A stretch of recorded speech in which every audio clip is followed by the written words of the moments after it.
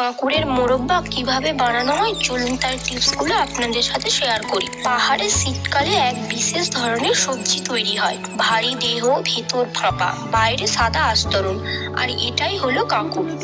প্রথমে আমি ক্ষেত থেকে তুলে আনা কাঁকুড় কেটে নিই, তারপর তার বীজ ও ভেতরের নরম অংশ আলাদা করি, কারণ দরকার শুধু এর ভিতরের মোটা অংশ।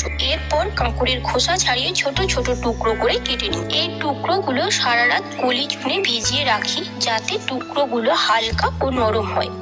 পরের দিন সকালে এগুলো পরিষ্কার জলে ভালো করে ধুয়ে নিই, তারপর সেগুলি গরম জলে প্রায় 5 মিনিট সেদ্ধ করি, ফলে টুকরোগুলো আরো মোলায়েম হয়ে ওঠে। এরপর কাঁকুড়ের টুকরোগুলো টানা 2 দিন চিনির মধ্যে রাখি, এর ফলে টুকরোগুলো স্বচ্ছ ও মিষ্টি হয়। শেষ ধাপে এগুলি চিনির সঙ্গে ধীরে ধীরে ফোটানো হয়, চিনি শুকিয়ে আসে আর টুকরোগুলো হয়ে ওঠে টান টান আর শক্ত। এভাবেই তৈরি হয় কাঁকুড় থেকে বানানো প্রাকৃতিক মিষ্টি।